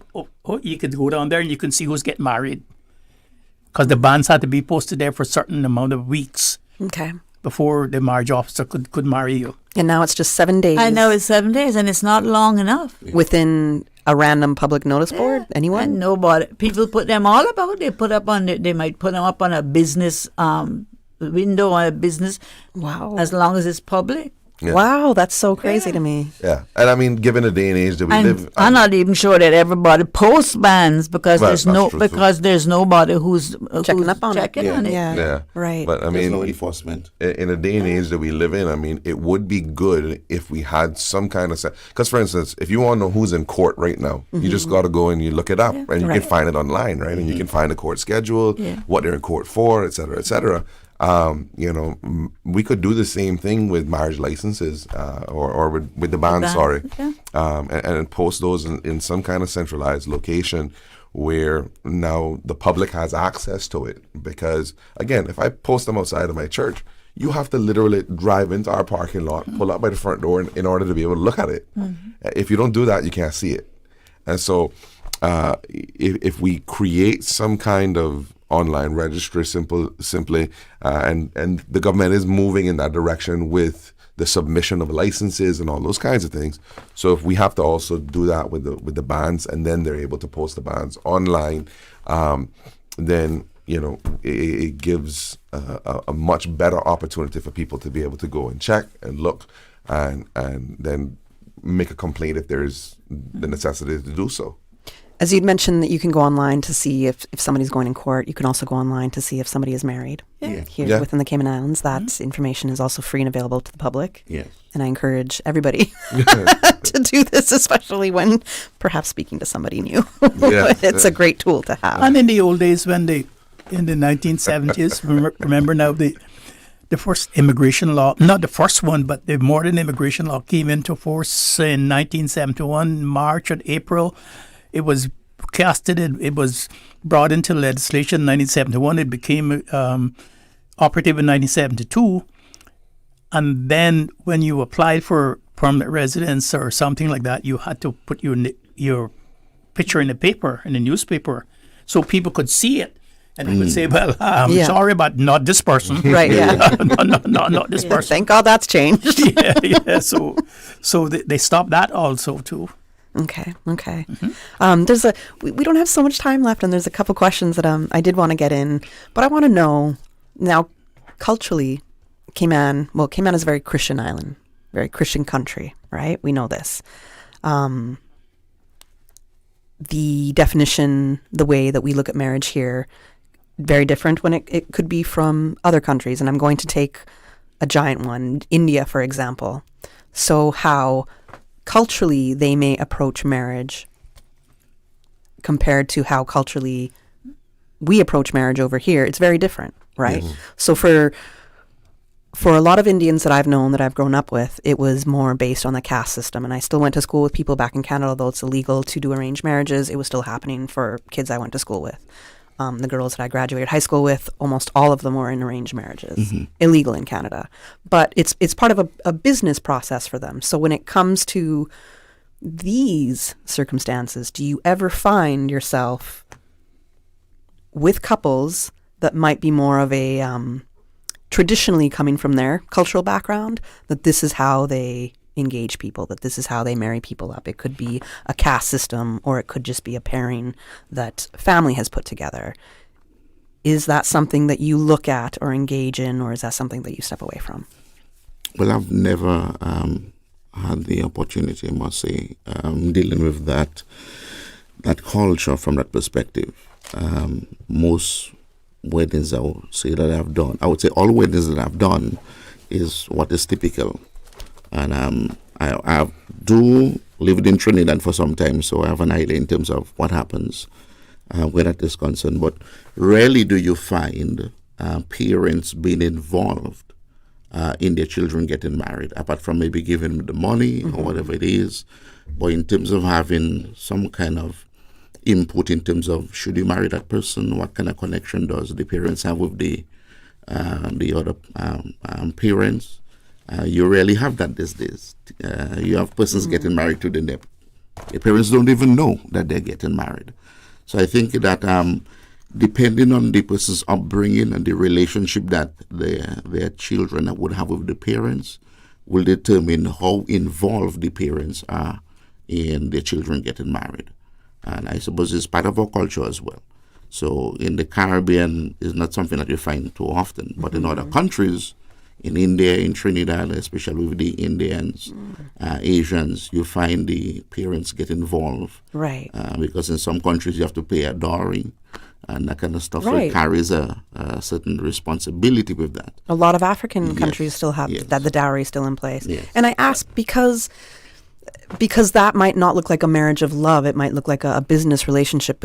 But when I talk to people, a lot of people say marriage is a business. So well, Kathy, it's good. It's a coincidence that you raised that question, because I remember when I was going to law school in England, we were doing the bar exams, I had a professor. And he was telling me that you were lucky that you don't have to go through what we call the marriage settlements in England. In the old days, you have marriage settlements. People who did not want to pay death duties, death taxes, and pay taxes on inheritance tax. Your family have money, my family have money. The fathers would approach each other, the parents would approach each other and says, if Kathy marries Steve, we're going to settle our fortunes on them, both of them. And they would say, okay, they wanted to get the money, they would get married, and the families would settle the fortunes on both of them, so the families didn't have to pay any taxes when they die and didn't have to pay any debt duties when they die. The estates would continue. And he was telling me the story about this couple who did that. Now they don't have those. They abolished those in England now. The wives, they had millions of dollars, millions of pounds, and they decided that, okay, we have been married now 10, 15, 20 years. We're going to split the money now. And we are going to go in separate ways. Because you have to stay married for such a long time before the trustees give you all the money. The wife said, I'm going to go to Paris and I'm going to be a painter. And the husband says, I'm going to go to Australia. I always want to have a ranch and raise cattle. And then the wife came home and told her girlfriend that day, me and my husband is splitting up. He's going to go to Australia and I'm going to go to Paris. And the friend says, before you do that, you ought to need to see a solicitor. So when the husband came home that evening, she said, John, my friend told me before we conclude this arrangement where we're splitting up the funds, I must see a solicitor. So he said, I want to see a solicitor too. My professor told me, Professor Bland told me, 10 years later, they heard that the settlement the case had come they went to court. 10 years The later. case had finished, and they all ran down to the chancery to see who had won. And the lawyers from the East Trust Fund came that afternoon when the court recessed and came back and said they have to stop the case because their funds had already been exhausted. Oh, jeez. I mean, when you said 10 years, I was a little... Wow. It's such different nuances and changes in the law and changes in how we approach marriage, how we view it. So many changes are happening. That's what I can say. There's so much to learn. But in a country like Cayman, which is the wealthiest country in the Caribbean, the most successful economic country in the Caribbean, where you have so many people, nearly 40,000 work permits, and people coming every day, not because they love the sea and the sun, and not because they love the people. They're coming for an opportunity from an economic benefit. Right. Yes. Yeah. And the quickest economic benefit you can get is through marriage and all of those things like that. There should have to be some rules that we can say, oh, hold on a minute now. We're not going to just allow you to just walk in and do that, and then we're going to pick up the consequences, because that's what we do. We react. Yeah. We need to set the barriers before a reaction comes.